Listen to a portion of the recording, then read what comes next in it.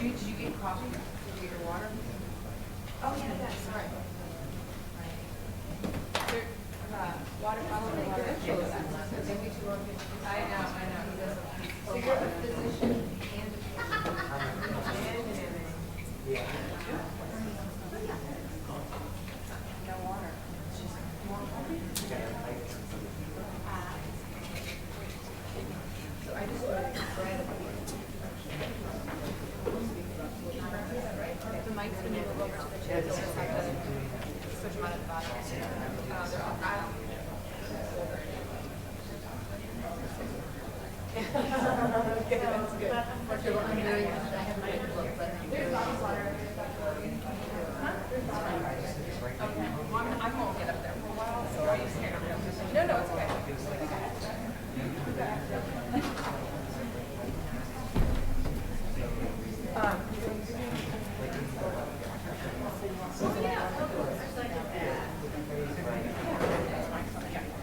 I'll start off by just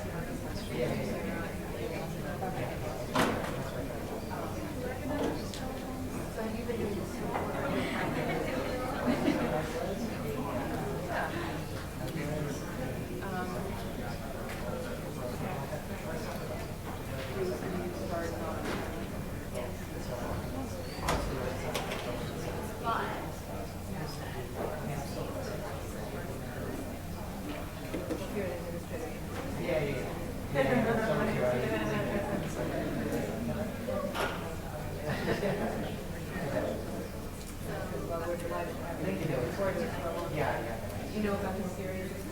I was looking up yesterday. Yeah.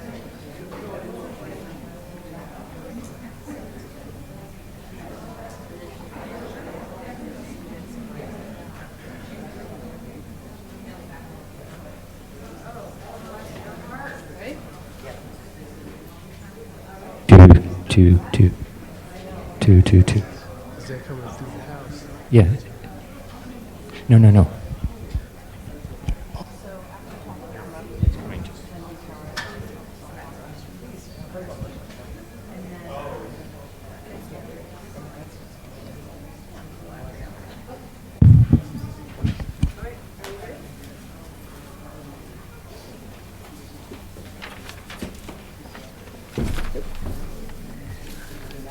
Well, good afternoon and welcome to the Campus Conversation. As many of you know, the goal of the Campus Conversation series is to have faculty, students, and staff engage with each other about some of the big issues of our day going on now and affecting all of us. As a community dedicated to social justice and diversity, we come together to try to understand current events and talk about the issues.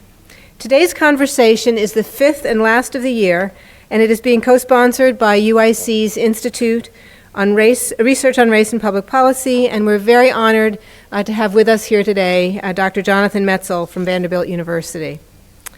Dr. Metzl will speak today about the politics of racial resentment and the cost to health. He will speak for about 40 minutes, and following that he will engage in a conversation with Dr. Amanda Lewis, the director of the Institute for Research on Race and Public Policy at UIC, and she's also a professor in the departments of sociology and African American studies. And we'll follow that conversation with a Q&A session. Paper has been provided so that you can write down your questions, and they will be collected and given to Dr. Lewis to ask of our guest. And we will adjourn before 2 p.m. So it's now my pleasure to introduce Dr. Jonathan Metzl. Jonathan Metzl is the Frederick B. Renschel II Professor of Sociology and Psychiatry and the Director of the Center for Medicine, Health, and Society at Vanderbilt University.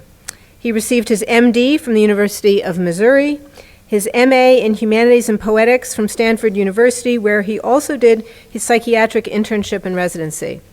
And he has a PhD in American culture from the University of Michigan.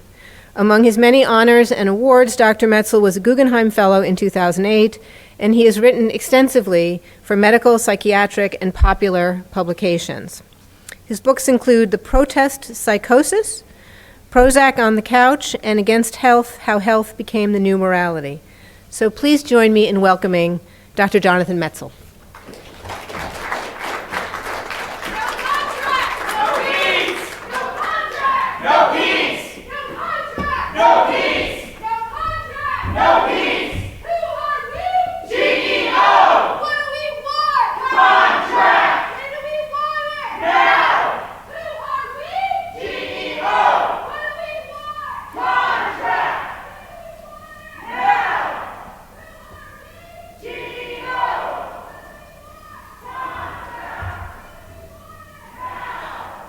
Well, thank you all for coming, first of all. And let me just say how much I hope this gets resolved, right? I mean, it's to the betterment of the university and for everyone to have everybody feel respected and everybody feel validated. And so I just want to offer my support for hoping that there's a resolution to this very soon, because I think it really is obviously in everyone's best interest across the university.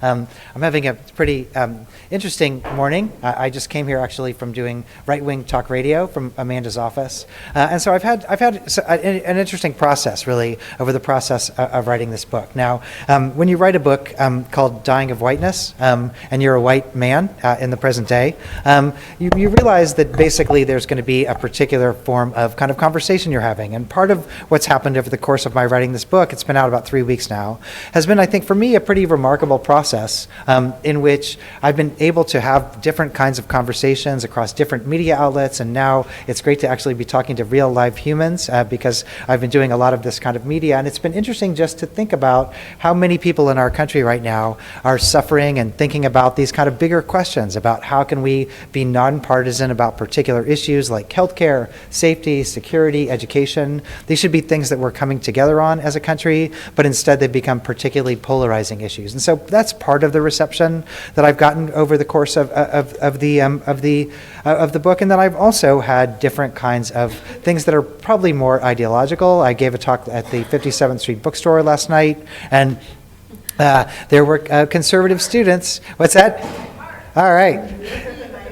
And basically there was this argument that I was making an argument that blames Trump for killing white people, and I have to say that actually is not the argument I make in the book. But I've also been getting a particular kind of, I think, misrepresentation from liberal side as well. And so places like Raw Story are basically saying things like that I basically am saying that white people are idiots and they're uneducated and they're so dumb, and so in the swath of their racism that they're basically being hoodwinked because of educational things, and so using things like dumb fool or things like that, and even Esquire, who you would think would be more centrist, I don't think they actually read the book. And they basically said stuff like, it's like this teeming with racism, like weed killer in the thing, and things like that. And so part of the issue, again, is to stir debate. And I understand that when you write a book that's titled like this and has this particular argument, that you are going to have those particular kinds of conversations. But I do want to tell you,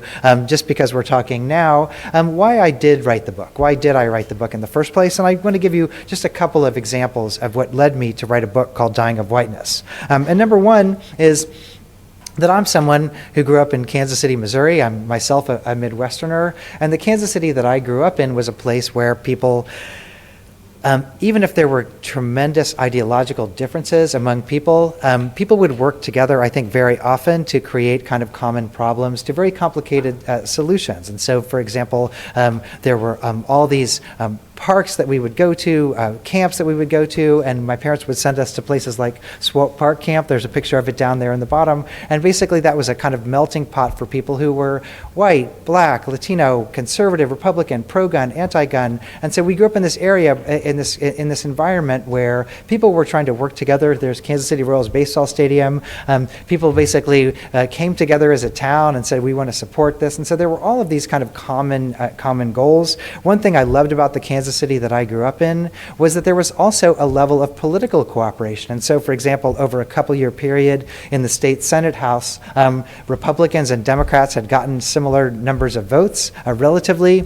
And so they got together and they agreed on this particular power-sharing agreement where committees would flip every week or every month. There's things like that where one week one party would be in charge, the other week the other party would be in charge. And so there was this kind of common sense that even if we might be very different ideologically, we're going to work together to the betterment. And what happened over the course of, starting in 2005, 2006, and every time I would go back to visit Kansas City, when I would talk to my parents, there were the rise of these ideologies that really upended this particular spirit of at least trying to work together across the divide. And what that was replaced with were these narratives that, first of all, your tax money is being usurped, and this was particularly directed at working class white Americans. And so these narratives were basically, your tax money is being usurped by lazy minorities or by immigrants who are gaming the system. And the other narrative that became very powerful was, you're not safe, and everybody needs to be armed, and everybody needs to have weapons because people might break into your home, or you might be carjacked by gangs or other factors like that. And so what happened over the course of the Kansas City that I knew was a real upending of this spirit of at least trying to work together, and it was replaced by this sense of, at least in the political sense, we need more guns, we need less taxes, we need to hold on to what's ours, and it's almost unrecognizable for me when I go home to Kansas City now. And so part of the reason I wrote the book was out of frustration at what happened to my hometown, really because of particular kind of backlash politics. A second reason I wrote the book is because I now live in Tennessee. I direct a center called the Center for Medicine, Health, and Society at Vanderbilt. And here as well, I fell into a particular political political debate. I came to Vanderbilt in 2010, 2011. Now, the center that I direct is looking at kind of health and social justice, health and health disparities, factors like that. And right when I came to Vanderbilt, there was this important health-related issue that had started to spread, which was that there was this thing called the Affordable Care Act. The Affordable Care Act had been passed a couple of years before, and then it had been reaffirmed by the U.S. Senate. And so what happened with the Affordable Care Act was it had particular resonance, I think, in Tennessee. Now, why in Tennessee? Tennessee is an important place because, as I'll tell you in a minute, there were a lot of health issues in Tennessee that would have benefited from this thing called the Affordable Care Act. And so I have a colleague, Derek Griffith, who studies black men's health, and Derek and I got together and we did this particular project where we'd go around and talk to people at mostly low and middle income housing projects across Tennessee. And we would ask people, what do you feel about the Affordable Care Act? Now, why is it important in Tennessee? Tennessee is a place where there are a lot of people with unmet medical needs. And so we would go into these housing communities, really, and talk to people like this. These actually aren't real images. These are stock photos because I don't take pictures of my research subjects. But we would actually talk to people. And the important thing was we would talk to people who were chronically ill. And the thought was, gosh, there's this ideology about the Affordable Care Act But what happens when people are actually in need of medical attention? Would that change their politics? Now, I mentioned Tennessee is an important place for this, and let me just tell you a couple reasons why I think Tennessee is important for this particular debate. First of all, there's a long history in Tennessee of trying to provide insurance for everyone. Tennessee has a lot of, like HCA, many of the healthcare corporations are based in Tennessee, but Tennessee has a decades-old history of trying to insure its population, and probably the most important attempt was in the 1990s, a program called TennCare, and TennCare was the first of its kind public-private partnership. It was a kind of collaboration between the state government and private insurance companies to basically say, let's try to insure everybody. And when this rolled out in the 1990s, there was this huge celebration that we've fixed this bear of out-of-control medical costs. And what happened when they passed TennCare in the 1990s, you can see in that bottom point there, is that all of a sudden 94% of the people in this state that had very low health insurance coverage, all of a sudden 94% of the people were insured. And this became what was called a Southern oasis. So all of a sudden other Southern states started to pay attention, and they started to say, gosh, Tennessee's doing this cool thing where they're combining public and private interests. They're trying to provide health insurance. Now, unfortunately, what happens over time is that when you just jump in and try to create health insurance for everybody, it turns out if you haven't insured people for about 30 or 40 years, people are really sick. And so the people who are joining the health insurance program are going to join who are not, it's not going to be like 20-year-old people who have never been to the doctor in their entire life. Instead, what happens is that people with a lot of unmet needs start to join the system. And so what happened was, all of a sudden, there was too much demand. There was too much demand on the system, and it started to get, costs started to go up, the rolls started to go down, and really what happened after time was this program became a failure because they couldn't keep up with the cost and really with the need. And so here's a state that wanted to try to insure all its people, but it couldn't do so because basically for financial reasons and because there was too much unmet need. Another reason Tennessee is important is because we have really bad health outcomes and worsening health outcomes. And so if you look at indicators of health across Tennessee, we have worsening obesity, addiction, deaths of despair, chronic medical illness, and we also have worsening rates of uninsurance. So if you see the program, the period leading up to Obamacare in 2010, 2011, there were just rising rates of uninsurance in the state. And as that happened, Tennessee's health indicators started to fall across the state. So basically, all these indicators of chronic illness and chronic disease, like unmet medical needs, rising rates of obesity rose over 70%, and Tennessee fell to like the bottom 40s in many leading health indicators.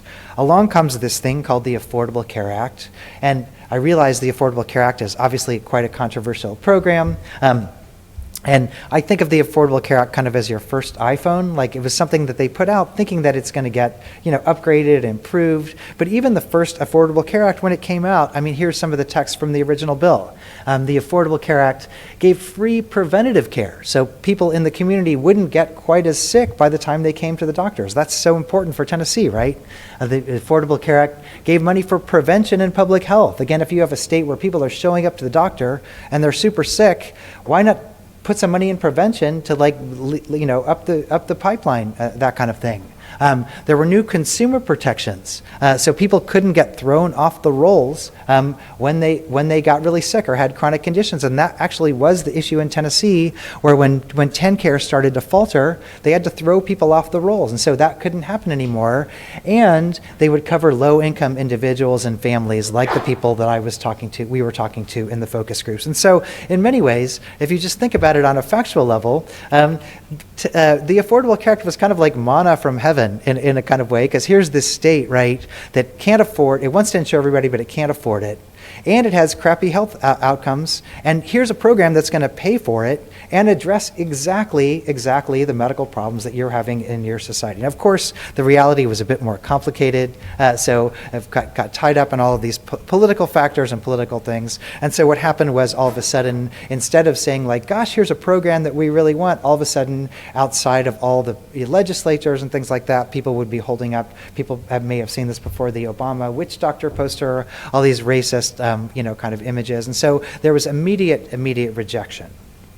So as this is playing out, Derek Griffith and I start doing these focus groups across these low-income housing facilities across Tennessee. And again, the idea was, why, how do you feel about this? And we were talking again to people with chronic medical illness. So people would come to these groups and they would have oxygen masks, or they would be barely walking with walkers because of kidney or liver failure. I mean, really, really serious life conditions.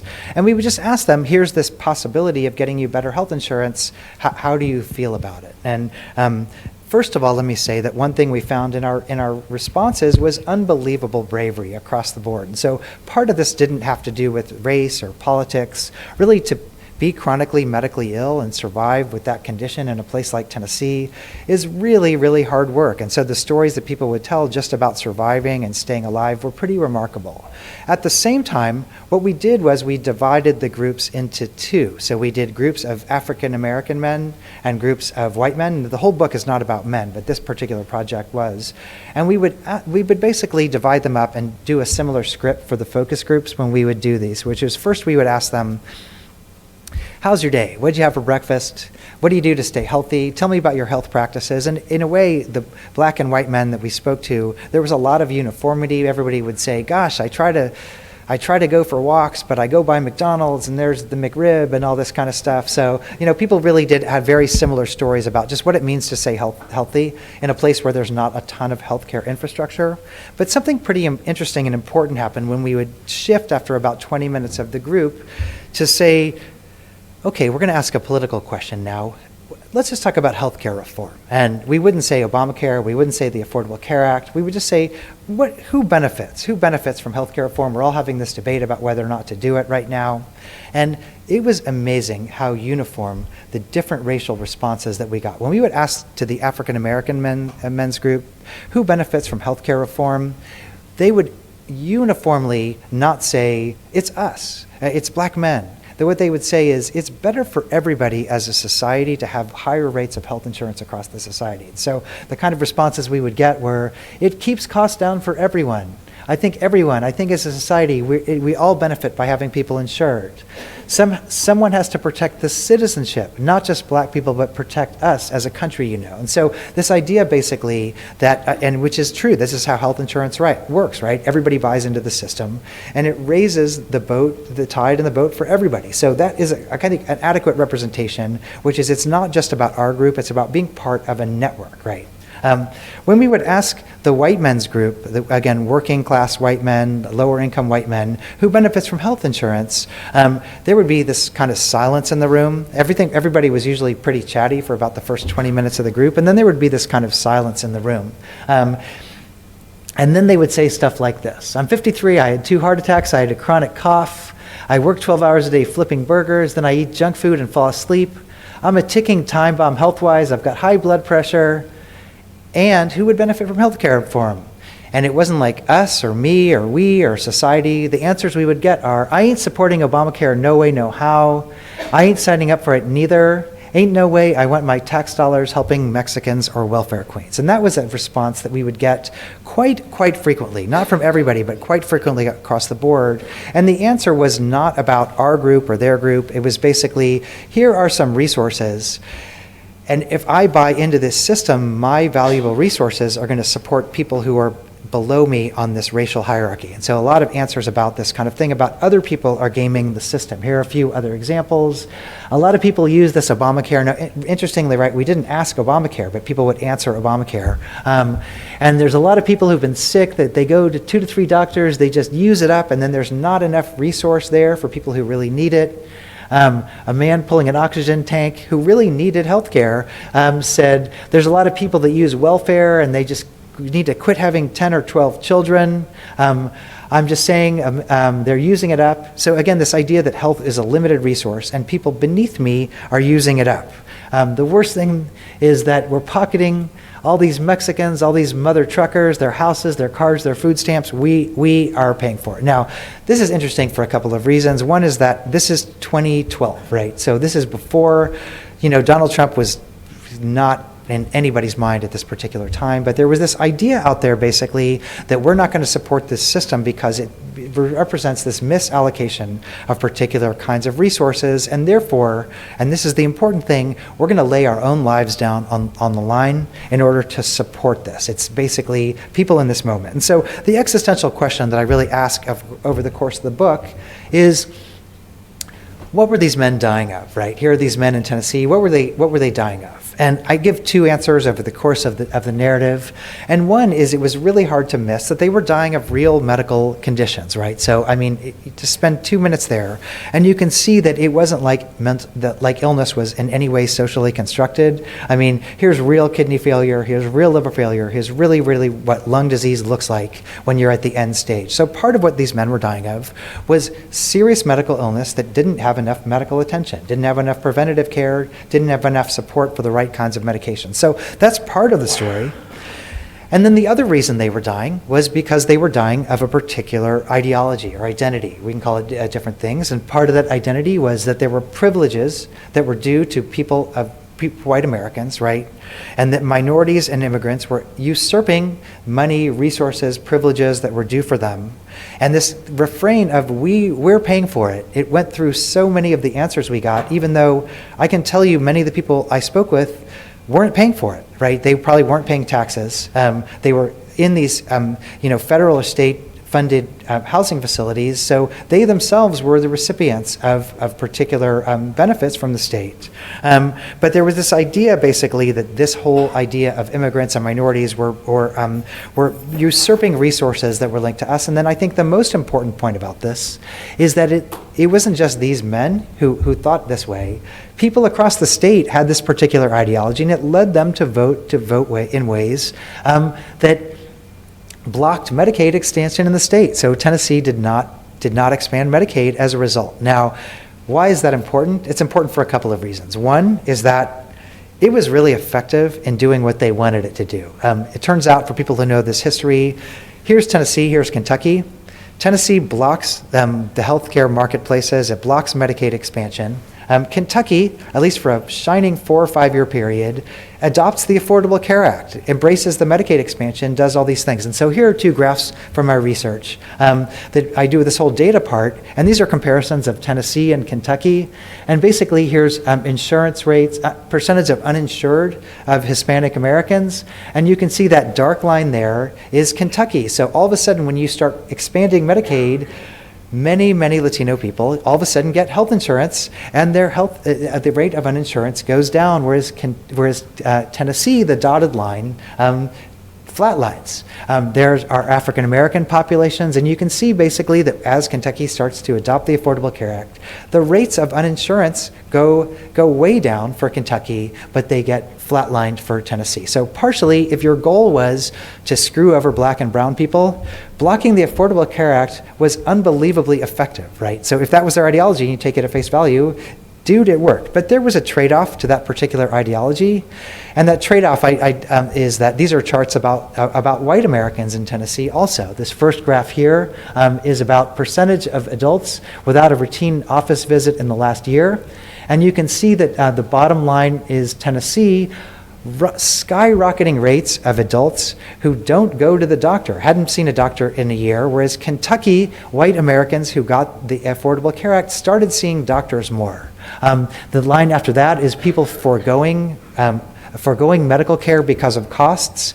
People in Kentucky, when they got sick, white Americans started to go to the doctor when they got sick, whereas people in Tennessee, because they couldn't afford it, they stopped going to the doctor. And ultimately what you see happening is this across-the-board change in life expectancy. And so the data that I have in my book basically shows that as a result of this particular dynamic, starting with Tennessee's decision, so basically what I do is I compare Tennessee and I compare that to Kentucky. And what happens over the course of this narrative is literally that life expectancy starts to drop in Tennessee, and white Americans' life expectancy in particular, in kind of theoretical and actual models, starts to fall by about 2 to 3 weeks of life. Now I want to be really clear, this is 2 to 3 weeks of life for every white citizen of the state. Not that every white citizen lived 3 weeks shorter, it's an aggregate number. But basically, if you think about it, here's the state healthcare system. And fewer resources are going to support the system, and more medically ill people are coming into emergency rooms when they're much more chronically ill and draining resources. The whole system, the whole healthcare system, because it's a network, right, it starts to falter. And so what happens is that the whole system of healthcare starts to fall, and what you see is declining rates. And so people who have studied critical race theory, like Amanda and other people, probably say, well, gosh, there's nothing really surprising about that story, because there's a long history in the United States. If you look at just race theory and sociology, of white people voting against their own self-interests in order to basically block access to different kinds of things for communities of color. That certainly was at the foundation of W.E.B. Du Bois's idea about the wage of whiteness, a book that was written right about the period after Reconstruction. And Du Bois's argument basically was, here are these working class white people who are getting screwed over by white elites. And here are all these newly freed slaves who also are entering the labor market. And if these two groups ever pulled together, and the black and white workers pulled together, think of all the stuff they could extract from the elites. They could get better wages, they could get better working conditions, days off, support. But instead, there's this idea of race, this idea of how race functions, and it's basically telling these white people that they have a wage, that they have a particular wage. And so what happens is that they're in a way blocking that. And Du Bois basically wonders in that book, gosh, this idea of race is so outdated. Didn't we just fight a whole civil war showing how idiotic the whole thing is? Why are we still fighting that? But basically that was this idea of wage of whiteness. This also, of course, is through Baldwin, Toni Morrison, Michael Eric Dyson has this great book about, tears for white America and things like that. And so in a way, this is the story of white America. And I want to be clear that in the research that I did, there was this profound wage. People were paying this profound wage. And they weren't dumb, right? People were paying this wage in order to exchange it. Again, almost similarly to this Du Boisian notion, this idea of white privilege. And that even when they were faced with this reality that corporations weren't going their ways, were getting the benefits, not them, they still continued to support this. Now, on one hand, you could say, gosh, that's crazy, right? It goes against what we might think of as the core, drive of, doesn't everybody care about their own self-interest, their own longevity, their own health? But I ask my liberal friends, when I'm in Tennessee or in the safe bubble of Nashville or in New York when I visit, how many of your ideas are you willing to lay down on the tracks for, right? How many of your ideas are you actually willing to die for? And this was a dynamic that was quite real to the people I was talking to. And I think, honestly, we missed that. If people were asking, how did this 2016 happen? Part of the issue is people were willing to lay down on the tracks for this ideology. And I challenge my liberal friends, how many of your ideas are you willing to literally chop off 3 weeks of your life for? And I don't know, it's a hard conversation to have. And in a way, this idea was so powerful. So this idea really became the jumping off point for the book Dying of Whiteness. And the idea was basically, I want to look at this dynamic across a bunch of different places, a bunch of different sites, and I want to look at basically what's the relationship between this particular ideology, that white populations and often white working class populations are being given a wage, a benefit, something like that, and I want to look at that and think about what the effects are on their mortality. Where are the other places that white Americans are being asked to make this particular trade-off, to trade what you would think of as population level health, and their own population level health? Where are they asked to be given that trade-off and in a way getting this particular identity? And so that led me to 3 particular sites. The book starts in Missouri. These are very different stories of race and of place and of other factors. But the book starts in Missouri, and I look at basically the rise of the NRA in Missouri and politics that basically end up having a lot of populations embrace expanded gun rights, this idea that basically anybody can be armed anywhere, and the kind of racial coding that went into getting people to support that particular political stance, even when even when white populations started dying of gun suicide as a result of these particular policies. So that's part number one. The second part of the book, I go to Tennessee and I do focus groups with white Americans who themselves would benefit from the Affordable Care Act, but because of this ideology of Mexicans and welfare queens, they're wanting to block it. And then the last part of the book is, I thought, pretty interesting. I went to Kansas.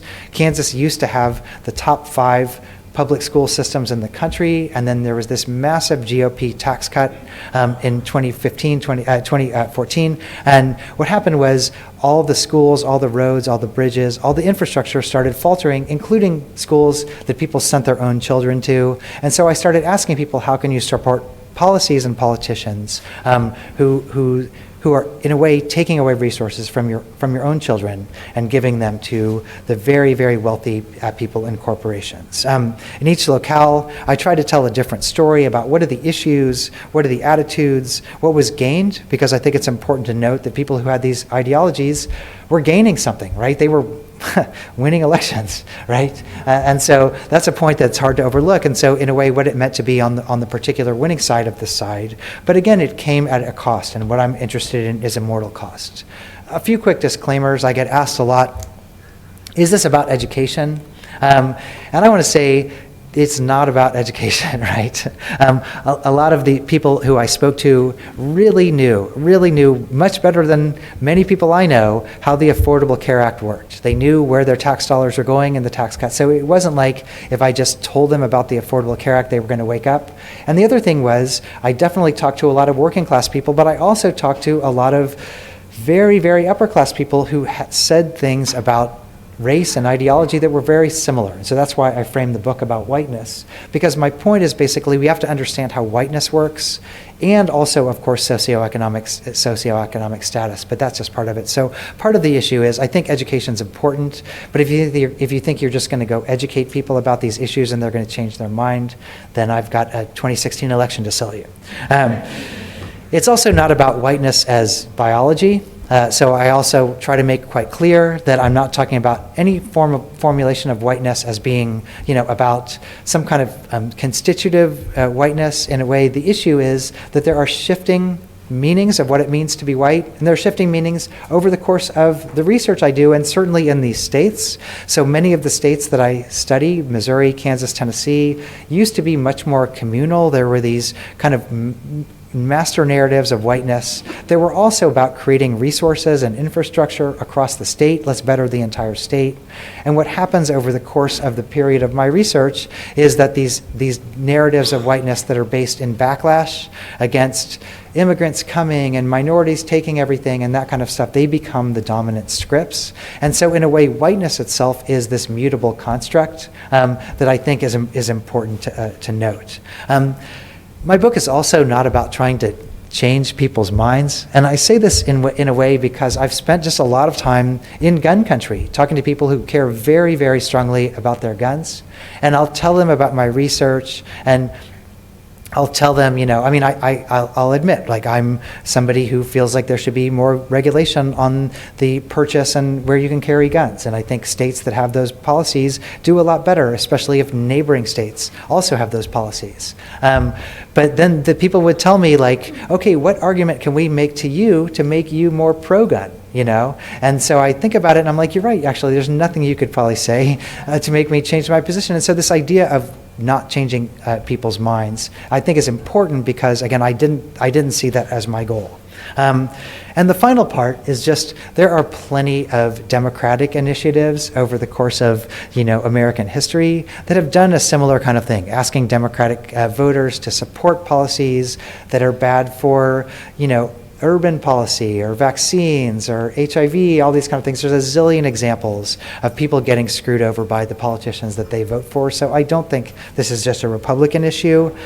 Really what I'm interested in over the course of the book is about health policy. And so the question for me is, what happens when these ideologies of resentment, these ideologies that people are going to screw you over, that are based in this particular form of whiteness that becomes this master narrative, what happens when they enter into state level politics? And the reason I say that is because all these policies that I've been talking about were once fringe level positions, and when they become policies that take over the governor, the state senate, or something like that, everybody's health suffers. And so that's really the idea, is that this is a book about policy. Now, again, I just say a couple more things, and that is that it's important to note that people saw this as a gain, right? A lot of people that I spoke with saw this as a trade-off that they were willing to make. And so for them, the idea was basically, yeah, Trump is blah, blah, blah, blah, blah, but he's looking out for our particular interests. And there was something powerful. I mean, I had this weird thing where I was in Missouri, in very southern Missouri, when doing research, when the bucket of deplorables comment came out. And I just thought at that moment, like, word toast. Because what happened at that moment was this idea, one party cares about you, the other party doesn't care about you. And so this thing that came out was basically, here's one side that's looking out for us. And the other thing is, people there basically said, I care about things more than myself. I care about courts. I care about abortion. I care about all these kind of things. So from their perspective, in part, this is a trade-off, right, that they feel like they're winning. What I'm trying to show is that there's a cost to this particular winning. And really, when you track this across aggregate population health levels, what I try to show is that the cost of the policies themselves, the actual cost of the policies, becomes, in a way, a risk factor, right? And so if you're a working class white person and you support policies that are anti-government, anti-immigrant, pro-gun policies, the way they are enacted in these particular states, these factors become as dangerous to you as asbestos or secondhand smoke. They actually become risk factors. And I think for me, the kind of take-home point of the data that I show in the book, and I'll just read it, is that this is partially the bargain that people are making, that white America's investment in maintaining this place atop a particular racial hierarchy, in a way, this investment in a sense of whiteness, as opposed to, you know, the mother truckers and the Mexicans and all this kind of stuff. That in a way, you see this irony where these policies end up at a demographic level, making whiteness itself a negative health indicator. They actually shorten the lifespans of white populations. And so in a way, the point is that the politics that on one hand are making white America great again, end up literally making white lives harder, sicker, and quite literally shorter as a result of these particular policies. Now, this is also important because the worst part is you would think that we would say, gosh, look what's happening in Tennessee or Kansas or Missouri. These are leading to decreasing health for people, right? Let's not do exactly what they're doing. Let's do what we're doing in states that actually have improving health. But instead, the minute that the Trump administration starts implementing policy, we take all of these policies. In other words, DeVos's education policy is built on the crap that they did in Kansas that led to skyrocketing high school dropout rates and shortened life expectancies. We're now nationalizing, rejecting, blocking the Affordable Care Act. So all the things that were shown as bad, with Trump administration, they became national policies. Let me ask a really quick question. I could talk for about 10 more minutes, or we could go to Q&A. I have a few other points, but I want to be curious of the time. So let me just give you a few concrete examples, and then we'll do the Q&A. So let me tell you a little bit about Missouri. Missouri, again, a place where I grew up, a state that had a long tradition of gun ownership. People grew up hunting. They had guns that were passed around in their families. So Missouri is a pretty interesting place, right? Because many people in Missouri knew how to handle guns, but there was also a long history of regulations. So nobody minded really all that much for the most of the time. But I did an interview with a guy whose family owned a gun store in Joplin. This is a picture from their family store. And basically what would happen is that's his mom. You'd have to go pick out your gun. But before you could get your gun, you had to fill out this particular paperwork. They would rush it over to the sheriff's office. The sheriff had to approve you as being somebody who could carry a gun. They'd rush back. So this process took about between 5 and 10 minutes, where you had to get a permit in order to be able to get a gun and carry it. And what happened in Missouri was that system was in place for decades and decades and decades, until 2007, when NRA-style politicians start to take over, and they start to basically obliterate all the gun laws in Missouri. So in 2007, they repealed what was called the permit to purchase law. You didn't have to get that permit anymore when you went to get a gun. And then in 2014 and 2016, there were these guns everywhere bills that basically said that you don't need a permit, that anybody can get a gun, they can carry it everywhere. And you might be thinking, guns, that's a Second Amendment issue, that's not a race issue. Why am I talking about this in relation to race? And part of the issue, of course, was that as they had this expansion, I'll just tell you, and we can talk about it later if you want, but the people who rushed out and bought guns were about 98% white Missourians who became what are called super gun owners. They all owned 30 or more weapons. So partially, there's just the demographics of who was buying all these particular weapons. But there's also a particular history of gun ownership in this country that influences just ideas about gun in places like Missouri. Now, Missouri is a place where this idea of the white citizen, protector, patriot is very profound. And that's something that's been borne out by history. For example, in early colonial America, owning guns was a white prerogative, right? Who got to carry a gun in early colonial America? Well, the white elites, people who owned plantations and land and things like that, but they also bestowed gun owning rights onto the white working class so that the white working class could basically stop the Negroes and Indians from revolting, right? And so if somebody was carrying a gun around town in places like Missouri or in the South, they were almost entirely a white American because gun ownership marked white privilege in a particular way. Certainly these kind of codes and these kind of laws played out again and again after the Nat Turner's Rebellion. All of these laws started to go across the state where basically they would go around and they would disarm black populations and basically make it illegal for black people to carry weapons.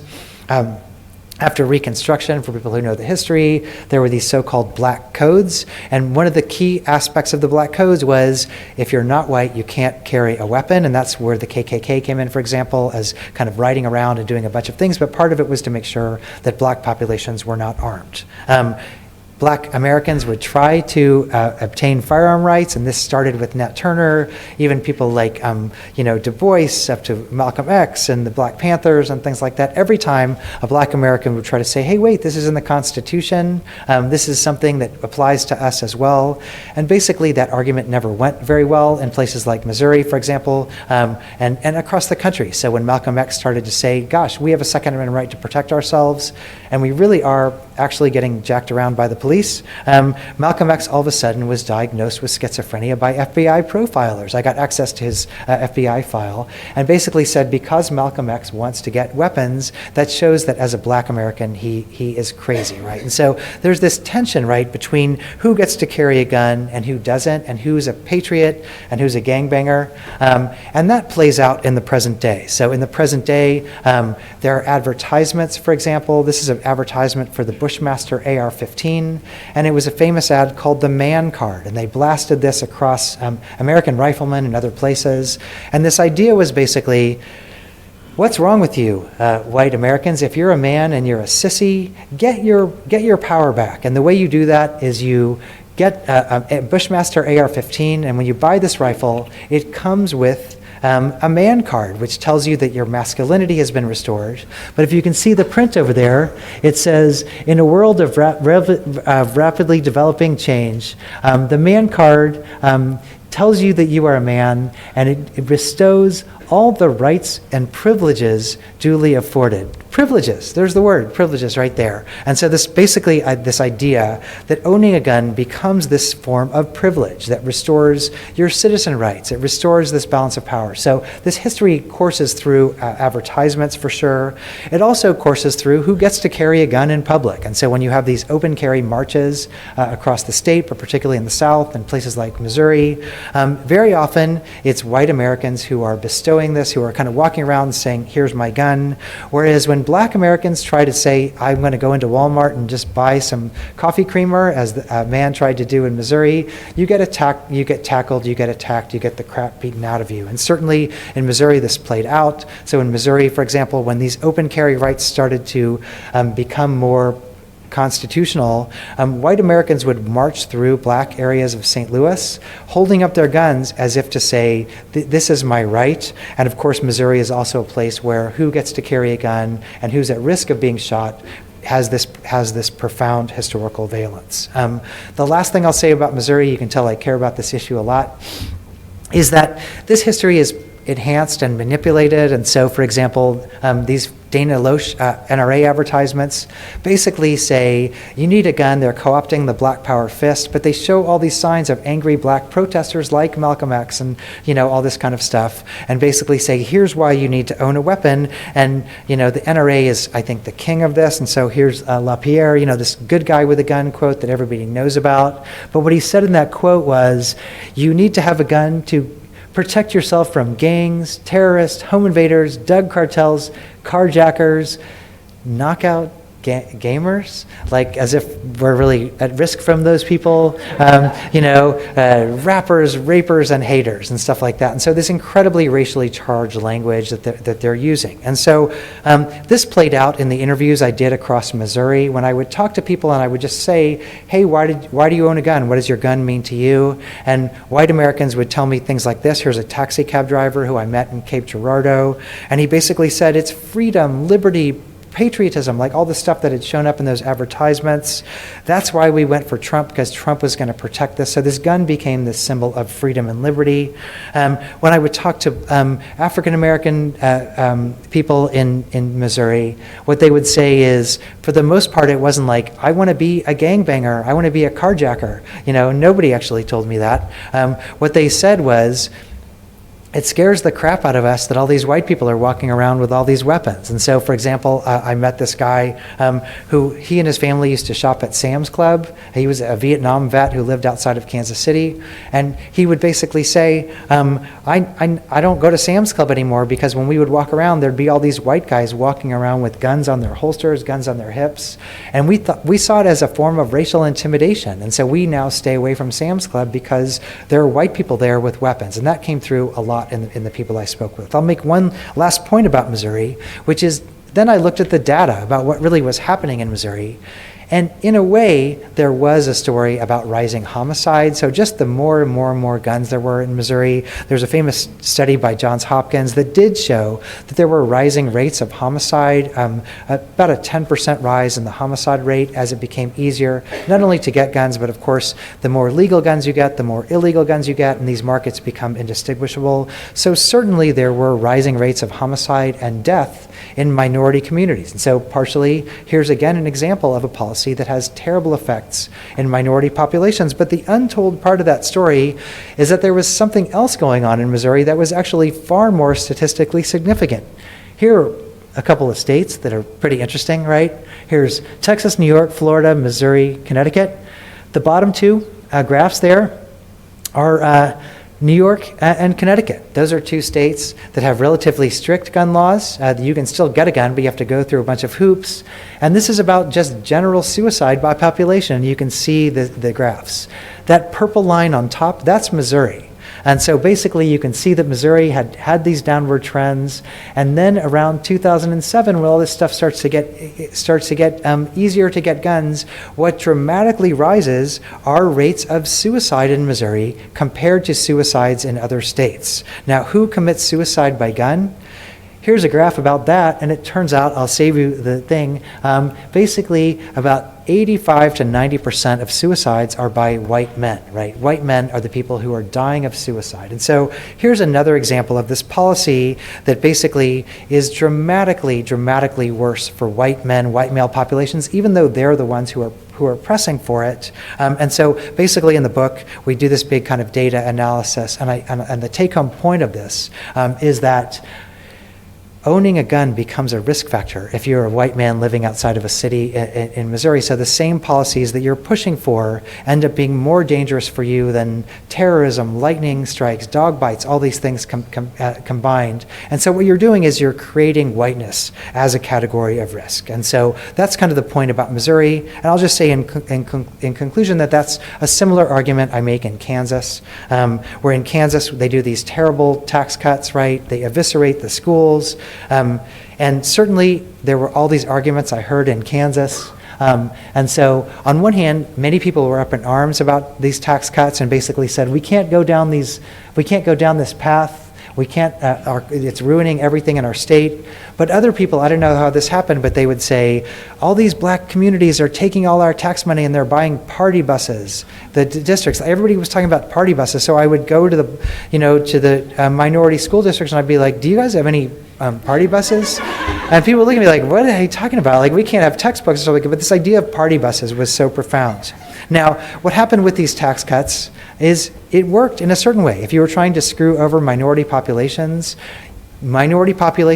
lost a dramatic amount of wealth. And minority populations also upended many of the gains in Kansas they had had since the Brown versus Board of Education decision. And so you can see, for example, that African American and Latino students have rapidly declining scores on math and science exams. And so certainly if you were trying to create a hierarchical system, it works, right? This kind of thing of defunding is profoundly powerful, but the only problem with that is that the biggest people who got screwed over the most were actually working class white populations, because they saw the highest dropout rates. They saw the biggest declines on fourth and eighth grade reading exams. So white populations actually saw the worst. So it was this trade-off, this particular trade-off. And in a way, I talk about dropout rates in Kansas. And of course, the irony here is that what happened was, on one hand, this became a profound risk. I calculate how many days and hours of life were cost for white people in Kansas by these tax cuts, and I find that it was nearly 70,000 white years of life after the tax cuts were caused by what happened with people dropping out of school. And yet, of course, the Kansas program wasn't a canary in a coal mine. It was what happened with the entire country where we created this tax bill. So the last slide I'll just say is that I hope the take-home point I'm trying to make is that even though there is a fantasy that you can enact social policy that's going to privilege your own group and screw over groups that you think are trying to take away your stuff, it actually doesn't work that way for the most part, because we're actually all connected. And the minute you start talking about policies that are about schools or infrastructures or safety, the unfortunate truth is that there's this fantasy that's propagated by the aura around these policies, which is that you can do this thing, but it turns out everybody falters. And so part of it is just to suggest that we're all connected. And in a way, I talked about this on conservative radio this morning. The guy kept trying to push back on me, and I just said, I did all this research. I can't think of one GOP policy that actually improved population level health. I was asking him to help me find one, right? But in a way, there's this across the board narrative where this narrative is so powerful. But in a way, what's happening is if you just look at the health data, it's incredibly powerful what happens. And so in a way, the pressing question is about this narrative of whiteness, right? This narrative of whiteness that's under attack, that's losing resources. And I think that's the challenge for our time. As white Americans, I think we need to push back very forcefully to call whiteness what it is, to say that actually Donald Trump doesn't get to be the person who defines what it is to be white America, that there are other models of whiteness that are more generous and kind and diverse and everything else. And so in a way to push back, not just about policy, but actually about race, I feel like that's a challenge for all of us going forward, and also for politicians, and really just keep pushing the message about who wins and who loses by this particular narrative, and to highlight the toxicity of it. So thank you very much.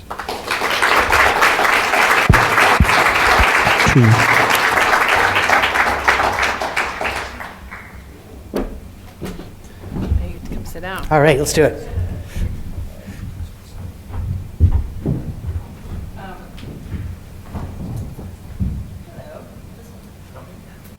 Yeah.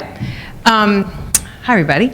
I want to remind you, you have on your chairs little note cards and pencils. So I'm going to ask Dr. Metzel a few questions just to get us going. And then if you want to hand your note cards to Kelsey, who's waving in the back, she'll bring, oh, some people already have them, great. And then we'll go from there. Okay, so Jonathan. So one of the questions I had, if I'm convinced by you that we're not going to change these folks' minds, but, you know, if you do a different kind of math, then you're talking about, like, it's not a majority of the population. I mean, it might be in some states, but the question for me is how to leverage some of this to activate a different kind of population. In particular, I'm thinking about like the folks you named as your friends, like the white liberals. Because there are lots of contexts that I'm in where you get liberal white folks who even say the right things, but are still pretty dug in on protecting their own advantages in certain kinds of ways. John and I talked about it as like kind of opportunity hoarding, like, you know, wanting to keep the stuff they have. So partly I'm wondering like how, not so much maybe on the radio show you did this morning, but in other kind of conversations, have you figured out a way to kind of leverage some of this data to get other folks thinking differently about their own possibilities, health, et cetera? Well, I have a three-part answer to that. Is this, hello, working? I have a three-part answer to that. One is a complete non sequitur, so I apologize. I'm going to begin with a non sequitur.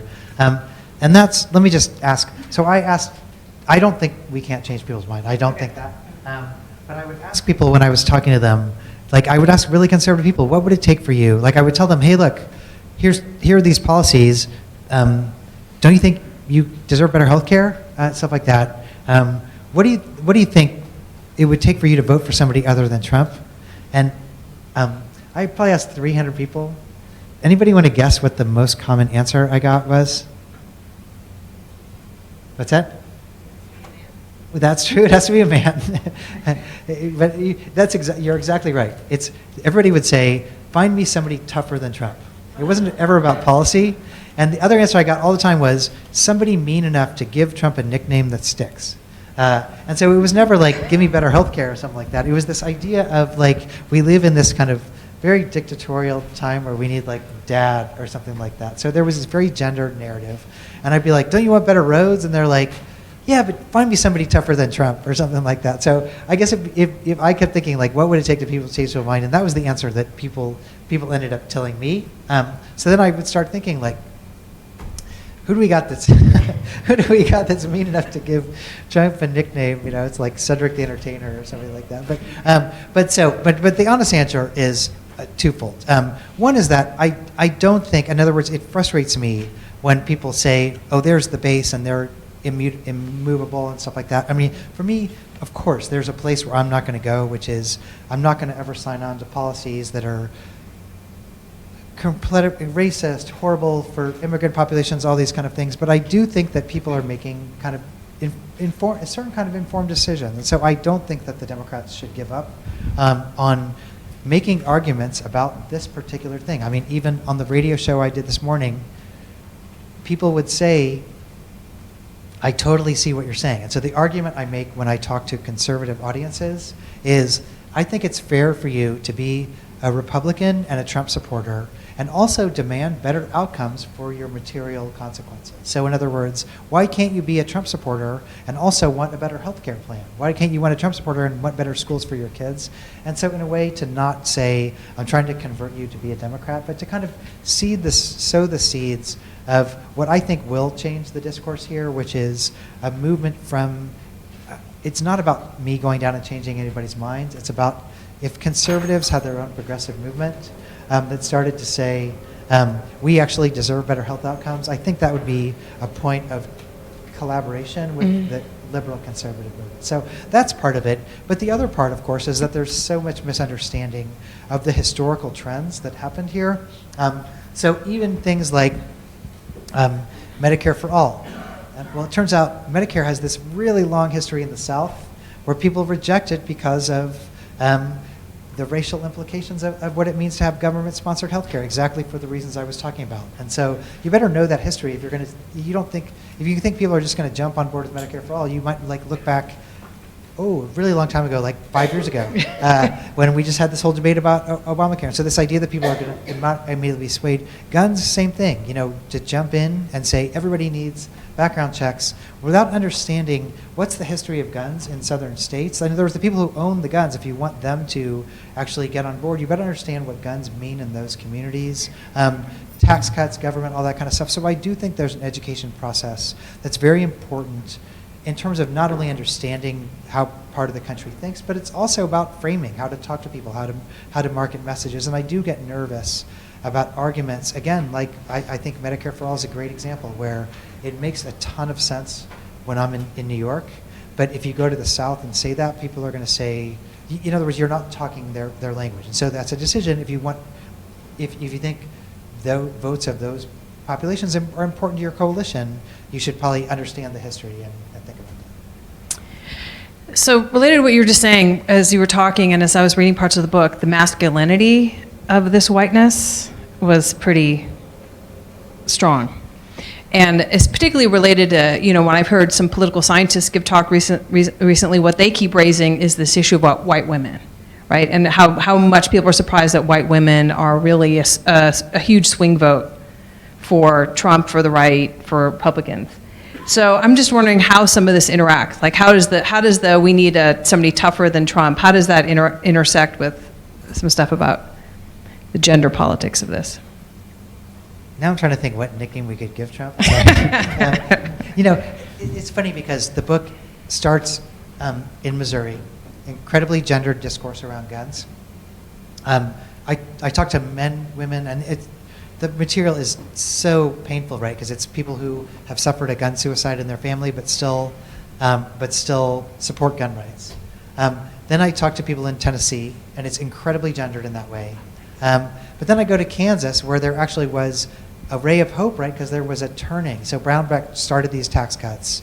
And when mothers started to see this narrative of the schools, now partially it was this problematic race narrative because it was only when it started to impact their schools, their school districts, that people started to turn. So it's important to call that what it is. But it was also that when white women started to turn, they actually threw out a lot of the politicians, enacted this particular tax raise that supported the schools. And so finding wedge issues that garnered the support of white women actually won elections in Kansas. So I thought there was a pretty important point there. And as I understand it, I think elections even in Illinois have deployed similar themes around healthcare, education, things like that. So I do think that that's an important, I think it's an important issue. And I think there's historical and current examples to show that when you have examples that actually white women and women can identify with, that it does change this dynamic a little bit. So one of the quotes that you mentioned in the book is, I think from Booker T. Washington, about like when you hold people down, you're kind of stuck down there with them. And it reminded me of a conversation I had with a group of young people at Mississippi State University a couple years ago, talking to them about how education in their state was some of the worst public education in the country, and particularly how white students were completely unaware of the racial history of their state and the way the state had completely disinvested from public education post-Brown. I'm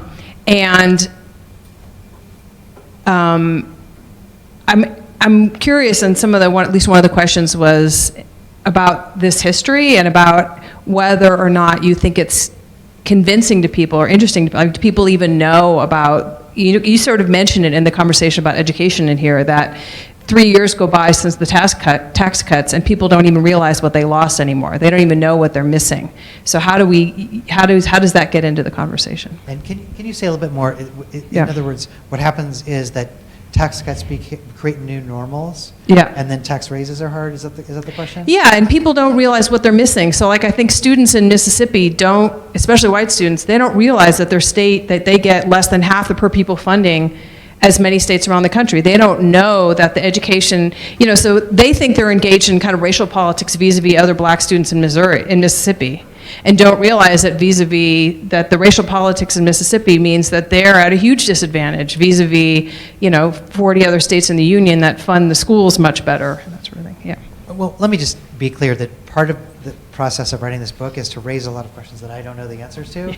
I'm trying to say that here are the questions we're struggling with, and part of one of the questions we're struggling with is about habituation. I think that's exactly right. In other words, the minute these things become, think about just us in this room, in this country, the amount of crap that we have normalized, that even if 3 years ago you would say, this is what it's going to be, but now it's like, oh yeah, that's our thing or something like that. So part of the issue is that many of these changes are jarring and shocking, and so part of it is like, yeah, there's more gun death, there's more gun suicide, but the really hard issues are the ones that become invisible, and schools are a fantastic example of that. And schools are interesting for a couple of reasons. One is that it's very hard to feel on a daily level even what it means to have falling math or reading scores. It just becomes the norm. The other thing about schools is that parents are the drivers of a lot of stuff in schools, and the minute their kid graduates from school, then it's a bunch of new parents, and they just come into the system, and they don't know the way it was. And so the kind of cyclical nature of this. And so in a way, it's so hard because, again, on one hand, it becomes the norm in a way. It becomes what we habituate, and there's this incredible politics to that. And so, I don't know, I feel like there have been turning moments, even like when Obama got elected the first time, of like, there's a promise to do better, we can do all this kind of stuff, but there also is a real nostalgia. In other words, I don't know why Democrats don't play to this more, because Trump, certainly this idea of make America great again and stuff like that, I feel like this idea of like, here's how the way things used to be or something like that, like I feel like that's a narrative that's ripe for being co-opted in a particular way, and schools are a great example. But again, so many of these changes are silent and normal, and again, they play out along lines of race that are already seem to make sense because they're cultural scripts.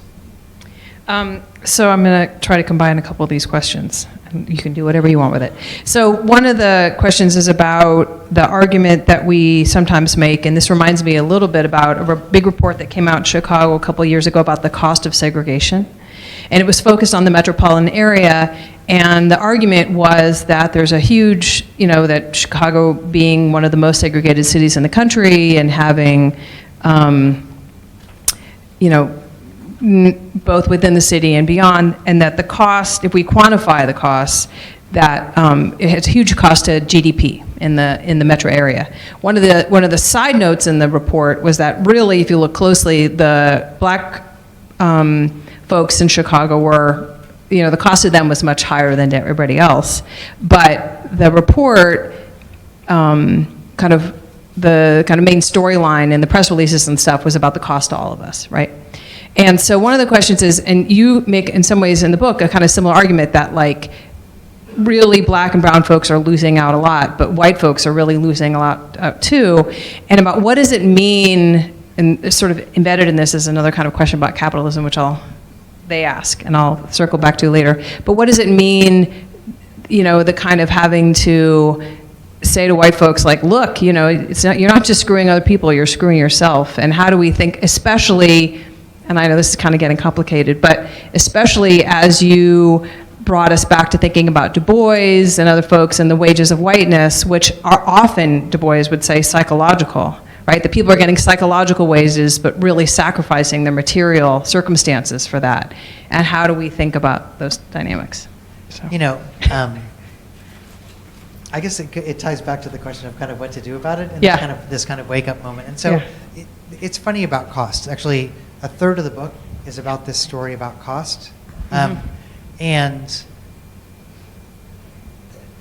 God, there's a lot of hypocrisy right now, right? Because look at the party that cared about the debt, about the blah, blah, blah, blah, blah. Look at what's happening to every cost thing. And so it's really the important thing to note is that everything is relative about, is it screwing over us or if it's screwing over something else? So I do a similar thing with health insurance, for example, where I show that the cost of not expanding Medicare, of Medicaid, and of all these things. So the cost to the state is dramatic. The cost to the state of having tons of gun suicide, just the drain on the healthcare system, all these things. So if you do a dollars and cents kind of analysis, the cost of everything would get better. And I have a lot of data in the book that shows that actually much more diverse, equitable, even kinds of societies actually have far lower costs about what people pay in versus what they get out. And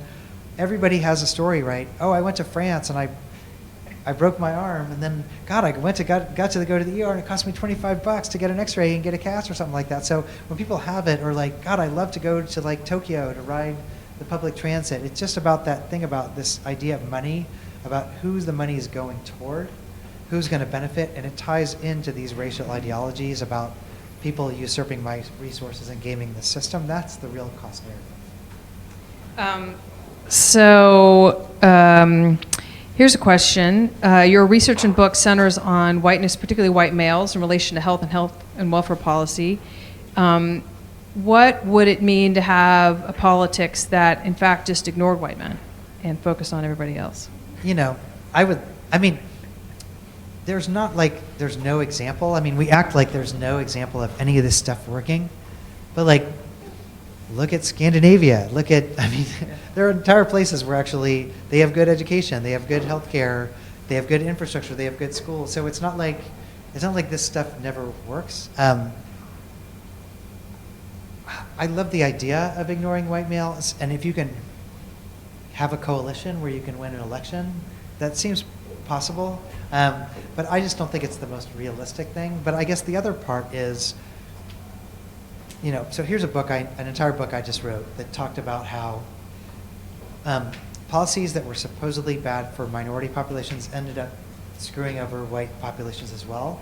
So it seems to me like the flip side of that argument, policies that would be good for white populations would help minority populations as well. So I think that there's an example where if you just target messages that might improve the lot for other people, I don't know. I'm not willing to give up on anybody, I guess, as part of the issue. But I would also say that the Democrats have had reasonable, not across the board, reasonable success.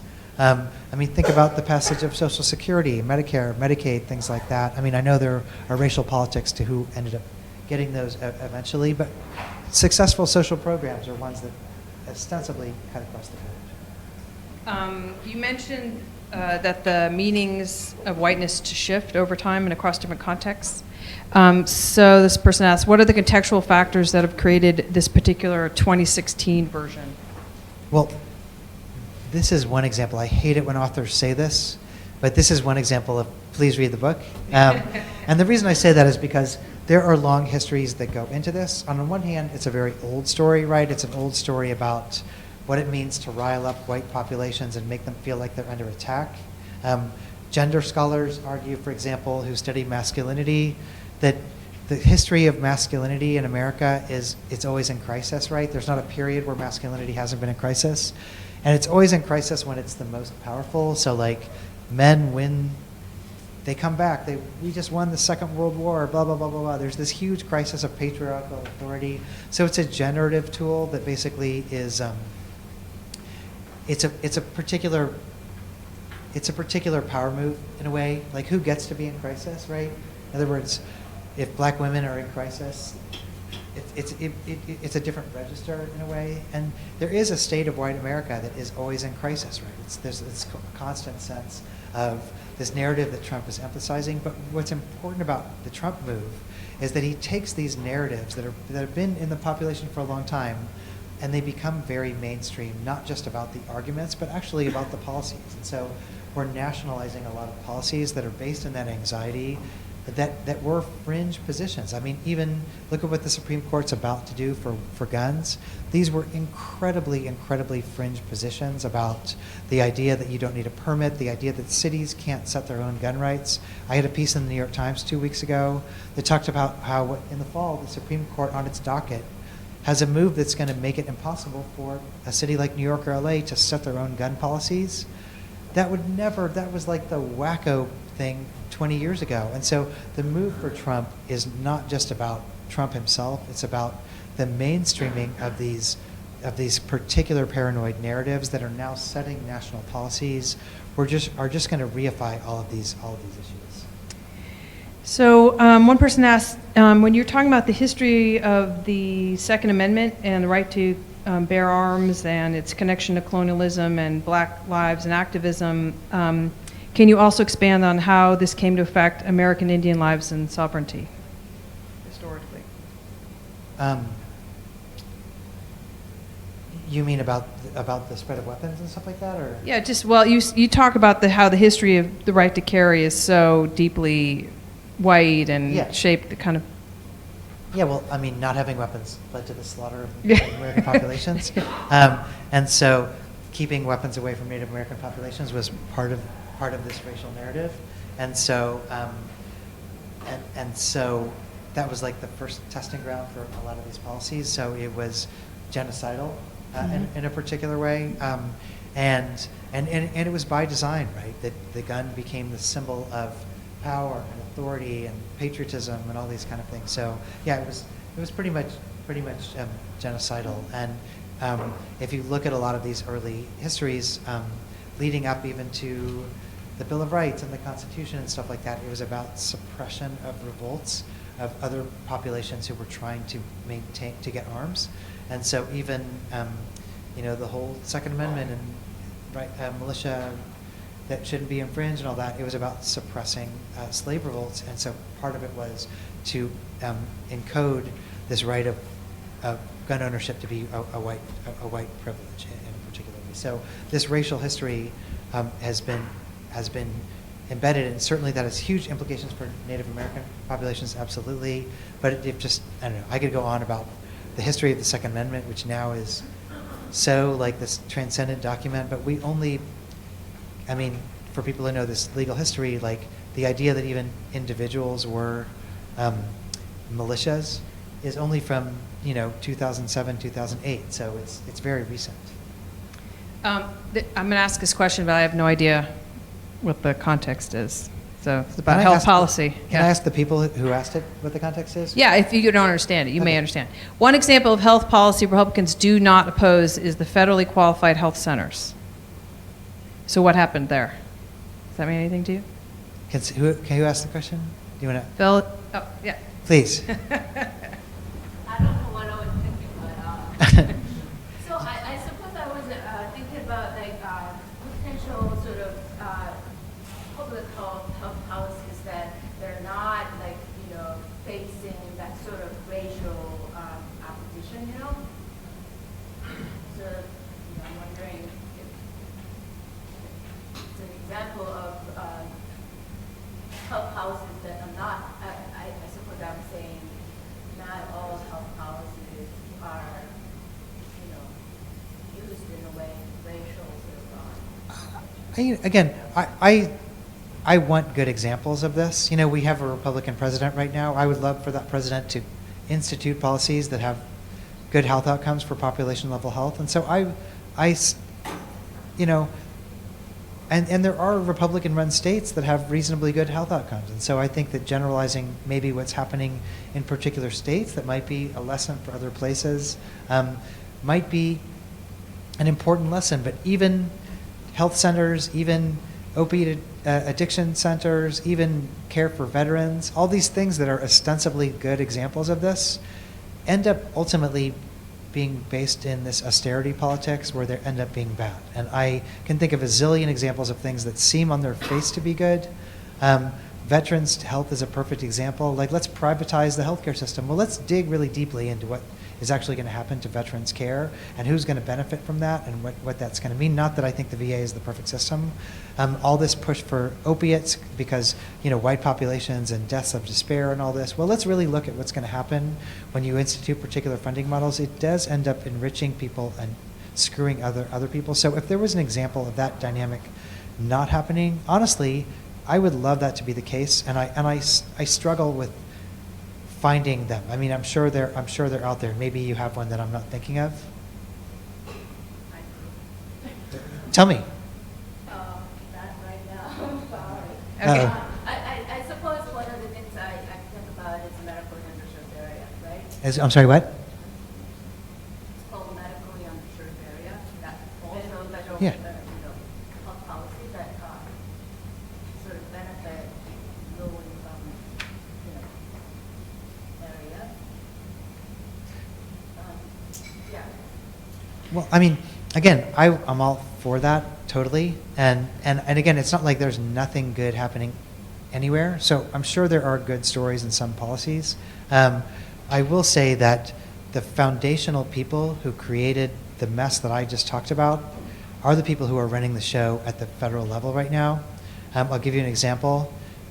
People may have heard of the Fed, and that Trump just made a new nomination to the Fed, and it turned out the enlightened gentleman who is the nominee is the guy who was one of the architects of the Kansas tax cut debacle, and he was the guy who basically argued for an oasis of flowering small small business.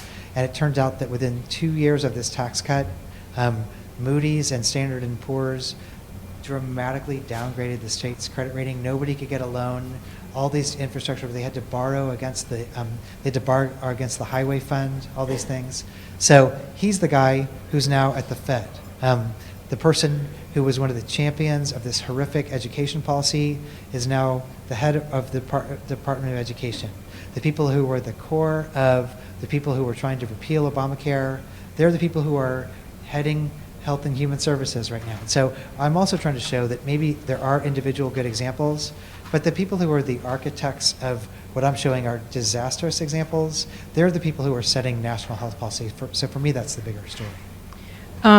I apologize to those whose questions I didn't get a chance to read. I think we're going to end there, so please join me in thanking Dr. Metzel for coming today. In case you're interested, the bookstore is selling the book in the back, and Jonathan will hang out for a few minutes if anybody wants to get it signed. Thanks very much for coming.